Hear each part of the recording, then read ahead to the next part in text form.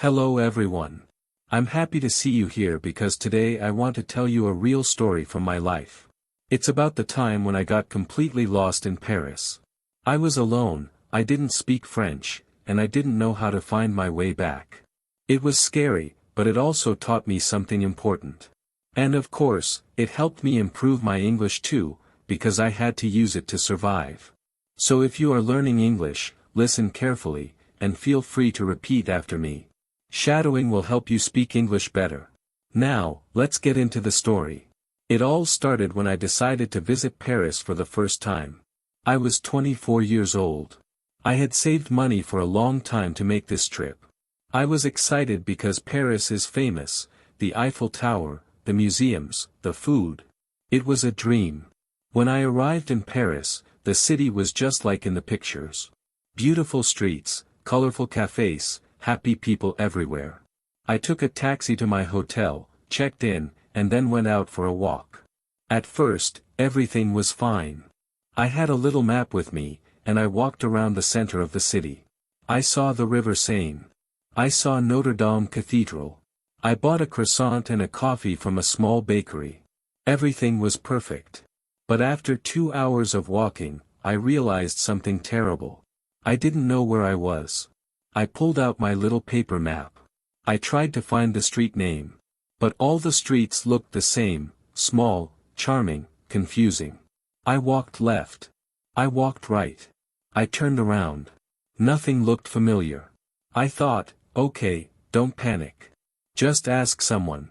I saw a woman walking her dog. I said, "Excuse me, do you speak English?"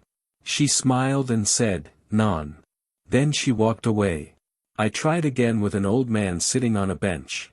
"Excuse me, do you know where the Rue de Rivoli is?" He just shook his head. Now I was starting to feel nervous. The sun was setting. I didn't even remember the name of my hotel. I had just arrived, and I didn't think to write it down. I checked my phone. No internet. Of course, I forgot to buy a French SIM card. I stood there in the middle of Paris, feeling completely lost and stupid. I was alone, tired, and hungry. I wanted to sit down and cry. But then I remembered something my English teacher always said. When you are in trouble, your words are your best weapon. I took a deep breath. I had to use my English, even if it was hard. Maybe someone would understand. I walked into a small souvenir shop. There was a young man behind the counter. He smiled at me. "Hello," I said. "I am lost. I need help. Can you speak English?" He nodded. "A little," he said. Relief. I explained my situation in simple English. I said, "I am a tourist. I lost my hotel. I don't know the name. I don't have internet." He thought for a moment. Then he asked, "Do you remember anything? Maybe a color? A street?" I tried to remember. I said, there was a cafe near the hotel. It had a big red door. And there was a bakery on the corner. He smiled again. "I think I know. Maybe Hotel Saint Michel." I didn't know if that was right, but it sounded good. "Can you show me?" I asked. He said, "I will call my friend. He has a scooter. He can take you." A few minutes later, a man with a blue scooter appeared. He was laughing and speaking French very fast with the shop guy. Then he turned to me and said in English, "No problem, my friend. Let's go." I had no other choice. I got on the scooter and held tight. The ride was crazy. We zoomed through small streets, dodged cars, and almost hit a cat. I was scared but also laughing. It felt like a movie. Finally, after 15 minutes, he stopped in front of a small hotel. I saw the red cafe and the bakery. It was the right place. I jumped off the scooter and said, "Thank you, thank you, thank you." He smiled, waved, and drove away.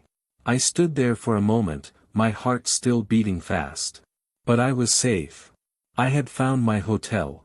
The next morning, I woke up full of energy. I said to myself, today will be perfect. No more problems. I decided to explore Paris again, but this time, I made a plan. I went downstairs to the hotel reception. A young woman was there. I said, "Hello. Yesterday I got lost. Today I want to be smart. Can you help me? She laughed kindly and gave me a city map. She circled the hotel with a red pen. Always remember this place, she said. And take our business card. She gave me a small white card with the hotel's name and address. Perfect. Now I was ready. I put the map in my bag. I put the hotel card in my jacket pocket. I was safe. Nothing could go wrong now. I walked outside, full of confidence. The sun was shining. The streets were beautiful. I bought a coffee and a croissant again. Life was good. This time, I wanted to visit the Eiffel Tower. It was my dream. I checked the map, found the Eiffel Tower, and started walking. After 20 minutes, I saw a big park. I thought, maybe I can walk through the park and find the tower faster. I entered the park. It was beautiful, green trees, flowers, people laughing and walking their dogs. I walked and walked. But the park was bigger than I thought. And there were many paths. Left? Right? Straight? I didn't know. I checked the map. But now, I realized something terrible. My bag was open. The map was gone. Gone with the wind. I quickly checked my jacket pocket. Maybe the hotel card was still there. No. Gone too. The jacket had a small hole in the pocket. Everything had fallen out. I stood there like a statue. No map. No hotel card. No internet. Again. I started laughing. Yes, it was crazy. But what could I do? Okay, I thought, this time, don't panic.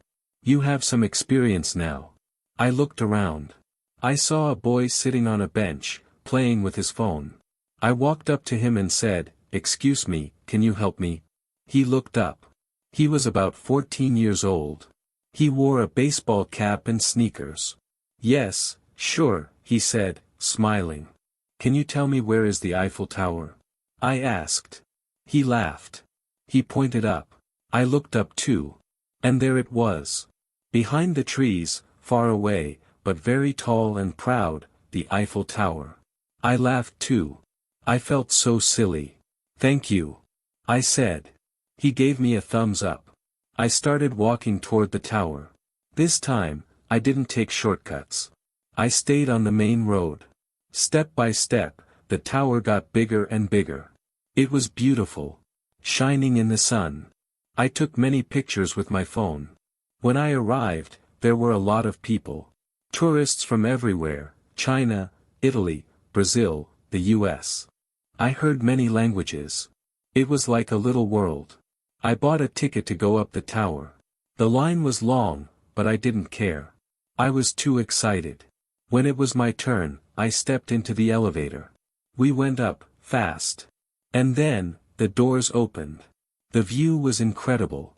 I could see all of Paris, the river, the churches, the rooftops, the parks. Everything was shining under the sun. I stood there for a long time, just looking. I thought, yesterday I was lost and scared. Today I'm here, on top of the world.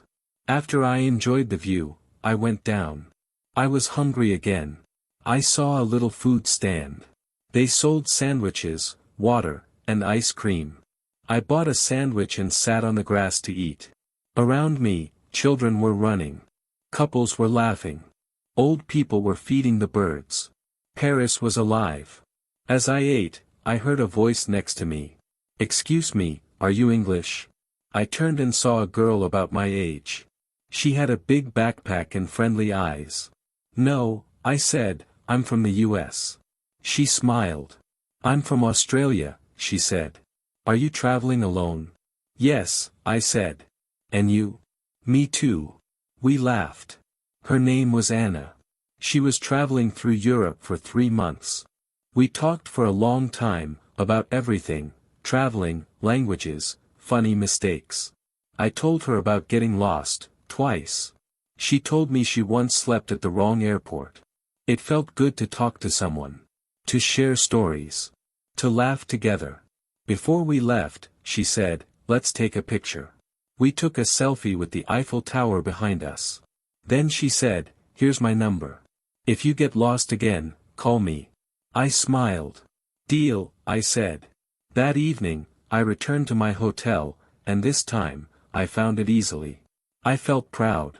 I sat on my bed, looked at the picture of me and Anna, and smiled. Maybe getting lost wasn't so bad after all. Sometimes, getting lost helps you find something better. The next day, Anna sent me a message. She wrote, "Want to explore Paris together?" I smiled when I saw it. Of course, I wanted to. Traveling alone is good, but traveling with a new friend is even better. We decided to meet near the Eiffel Tower again. This time, I was smart. I wrote down the meeting place. I charged my phone. I put everything in a safe pocket with a zipper. When I met Anna, she had a big map with her. She smiled and said, "Today, I am the guide." "Perfect," I said. "I trust you." We started walking along the Seine River.